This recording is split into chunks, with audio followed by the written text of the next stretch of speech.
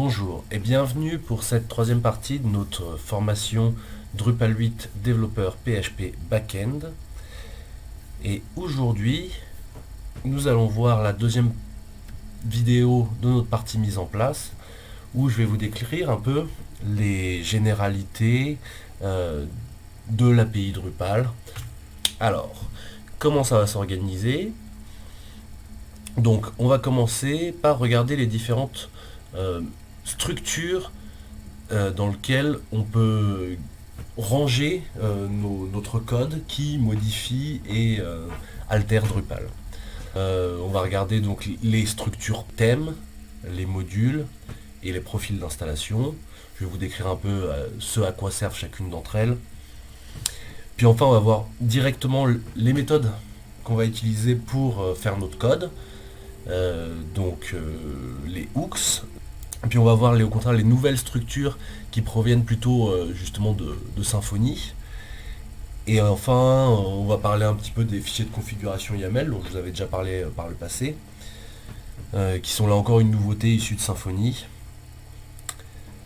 Et donc on va rentrer directement dans le vif du sujet.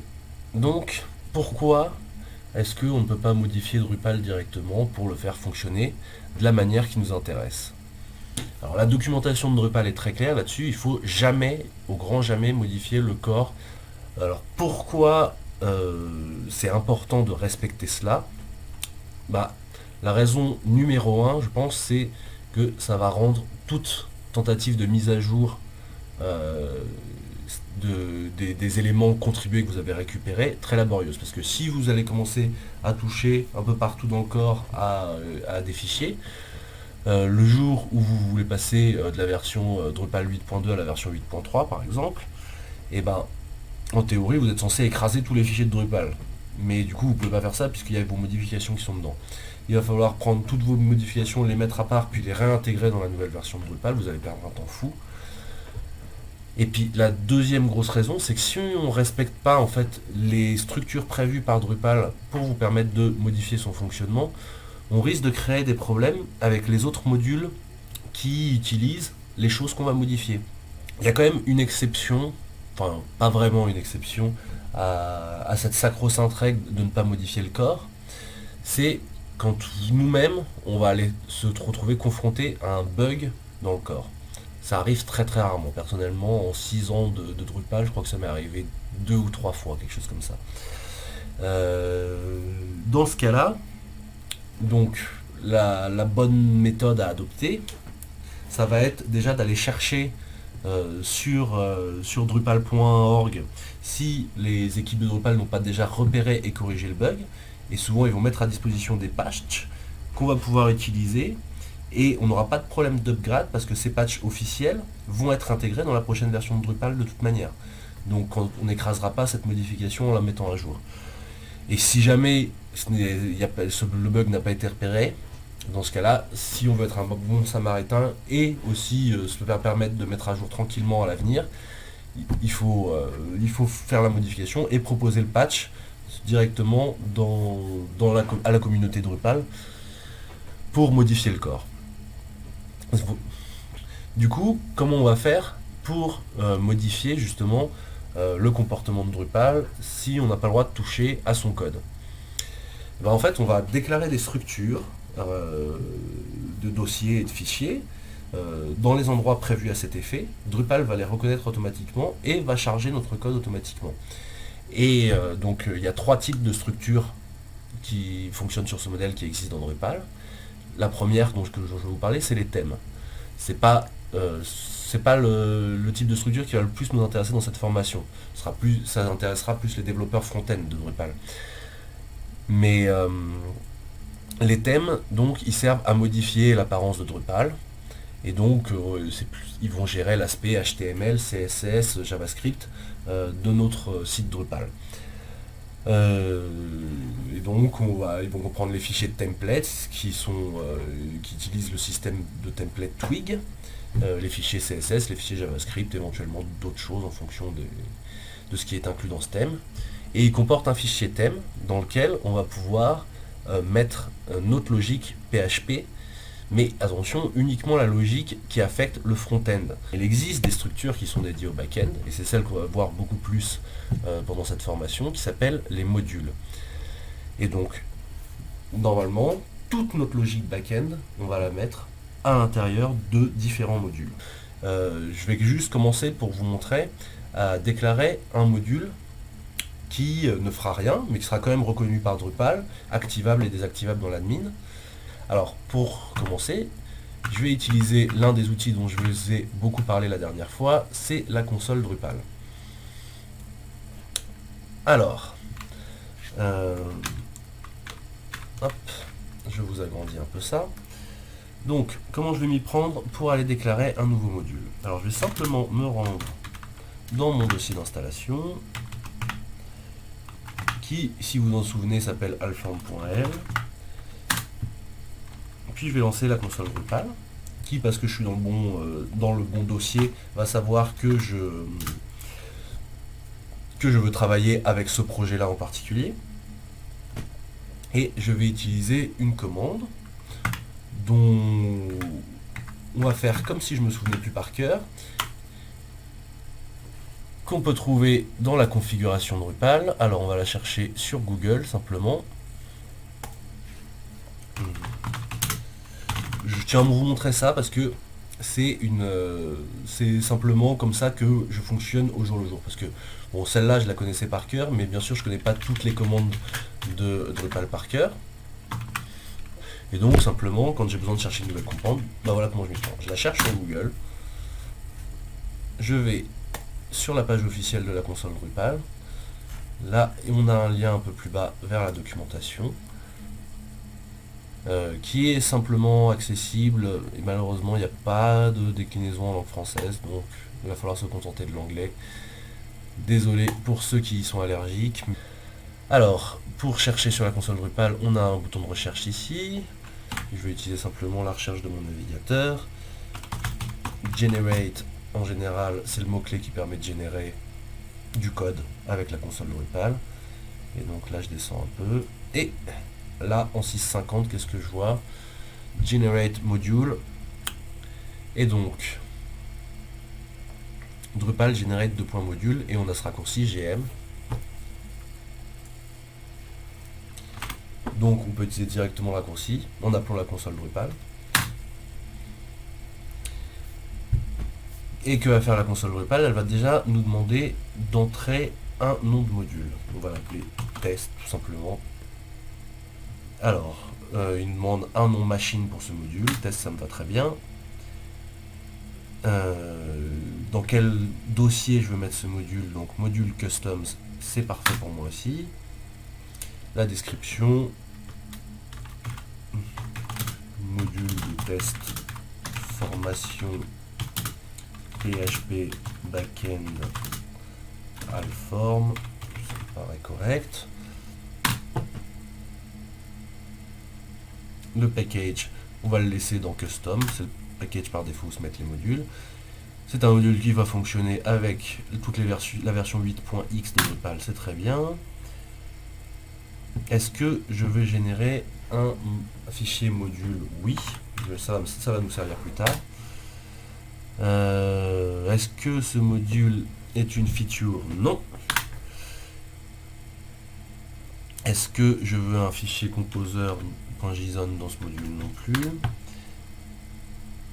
Et je n'ai pas de dépendance pour ce module. Voilà. Alors notez que toutes ces options de génération, toutes ces questions qu'ils nous posent, on peut les entrer. Si on retourne sur la documentation, voilà, on peut les entrer directement, ce qui peut nous permettre de scripter notre génération de modules. Voilà, notre module est généré. Alors, que nous dit la console Drupal?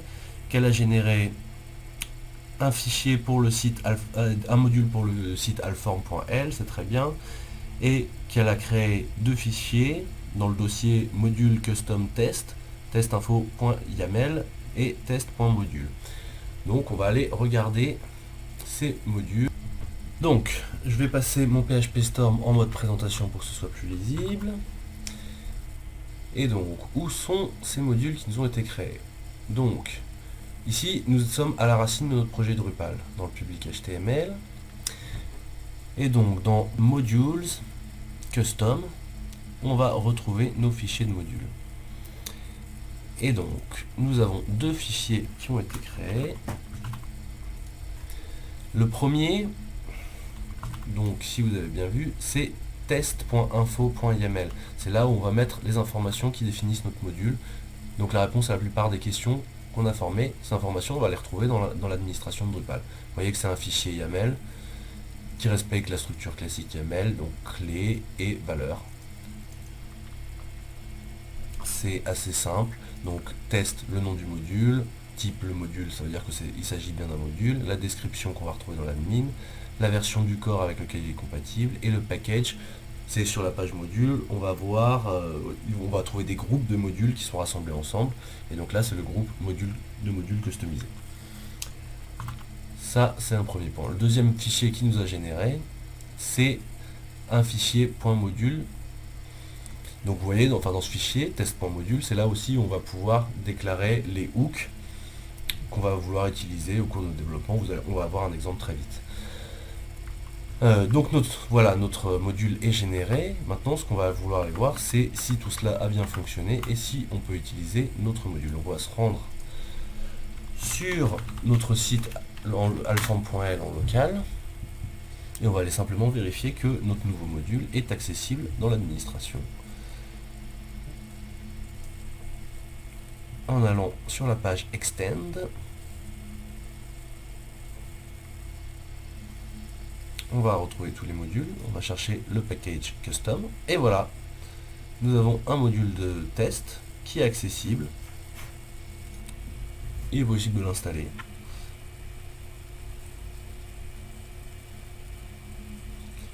Donc au final, ce module ne fait absolument rien, mais en tout cas, nous avons déjà une structure dans laquelle on va pouvoir insérer notre propre code, accessible avec l'administration de Drupal, et que Drupal reconnaîtra automatiquement.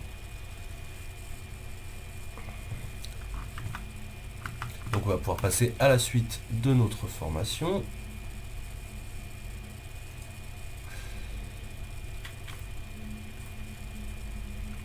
Donc on a fini de déclarer notre module. Maintenant, le troisième type de structure dont je voulais vous parler, c'est les profils d'installation.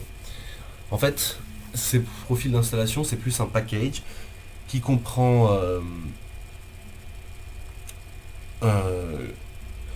des modules et des thèmes spécifiques et qui vont en fait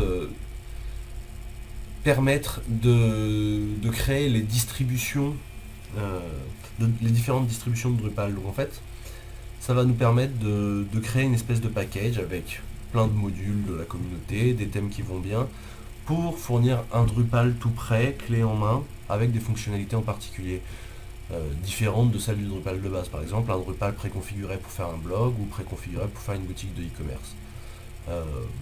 Voilà, c'est une chose dont on ne va pas du tout se servir pendant cette formation, mais bon, je pense que c'est important que vous sachiez qu'elle existe. Et maintenant, on va aller regarder une autre des grandes structures, enfin, pas une structure, ouais, regarder une des grandes méthodes de Drupal pour modifier son fonctionnement.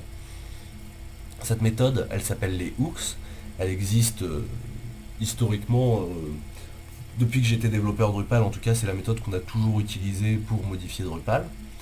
Et c'est en train de changer un peu pour Drupal 8, mais jusqu'à maintenant, c'était ça. Alors, qu'est-ce que sont que des hooks? Ce sont des fonctions aux noms et aux arguments qui ont été prédéfinis. Donc ces hooks qui vont nous permettre d'intercaler notre propre code au milieu des processus de Drupal sans qu'on ait à modifier directement les fichiers du corps de Drupal. C'est ce qui est assez fort.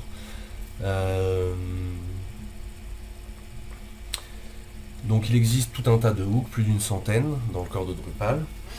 Et alors je voulais vous montrer un petit exemple d'utilisation de hooks. Avec le hook preprocess node. Alors, comment on va s'y prendre pour utiliser? D'abord, à quoi sert ce hook en particulier? Il sert à altérer les données d'un node. Donc en fait, les nodes, c'est un peu le nom technique pour les types de contenus qu'on peut déclarer dans Drupal. Et donc, si je crée par exemple un contenu dans Drupal, qui sera donc un node, au regard des développeurs Drupal en tout cas. Donc je vais créer un propre node pour faire mon petit test avec mon hook. Donc je vais simplement créer du contenu, je vais créer une page basique, je vais l'appeler test, je vais lui mettre comme contenu test, avec beaucoup d'originalité, et je vais simplement sauvegarder et publier cette page directement sans me poser plus de questions. Pendant ce temps, donc je retourne à mon module. Ah, excusez-moi. Donc je retourne à mon module et je vais aller déclarer mon hook. Je vais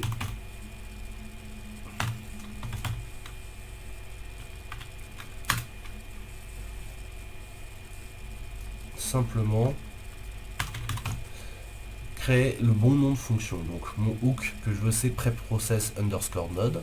Donc comme pour le hook help, je mets mon nom de module underscore le nom de mon hook, tout simplement. Ensuite, donc ma fonction doit recevoir, donc ma fonction reçoit un tableau qui s'appelle variable, et si j'allais par exemple, si je voulais savoir le contenu de ce tableau variable, je vais pouvoir faire simplement un var dump de mon contenu dans mon hook. Et si je vide le cache, alors je vais d'abord me rendre dans mon shell, pour vider le cache. La commande, vous vous en rappelez peut-être, je vous l'avais appris la dernière fois, c'est drushcr.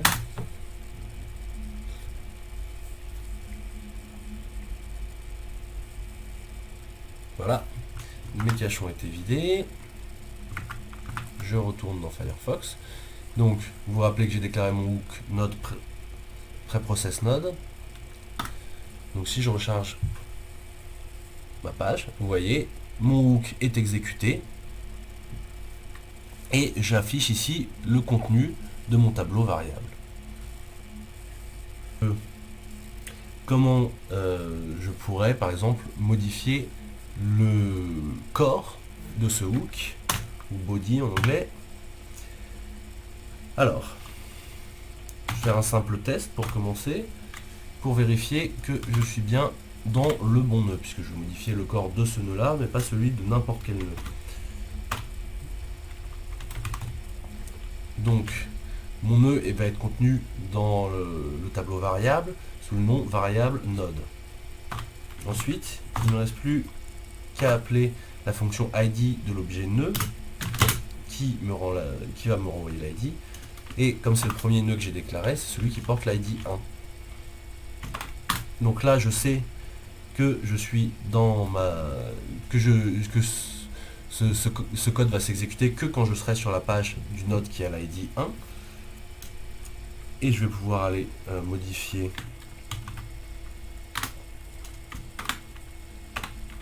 le contenu. Donc les données qui sont prêtes à être affichées par la page sont contenues sous la clé content de ce tableau de variables. Vous pouvez aller regarder le tableau de variables pour voir ce qu'il contient, évidemment, ou consulter simplement la documentation Drupal pour trouver ce genre d'informations. Et donc mon corps, le nom du champ en anglais et dans le langage machine, c'est body. Alors ça, c'est dans le cas où j'ai un champ multiple. Et bien les différentes versions du champ seront contenues sous les clés 0, 1, 2, 3, 4, 5. Donc là, je suis un champ unique, donc simplement la clé 0.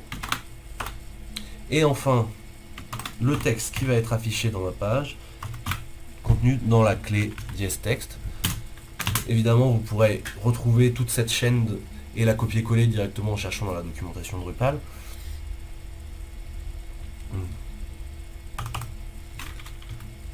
Et on va rajouter sur notre body, par exemple, oui, c'est bien un texte. hop,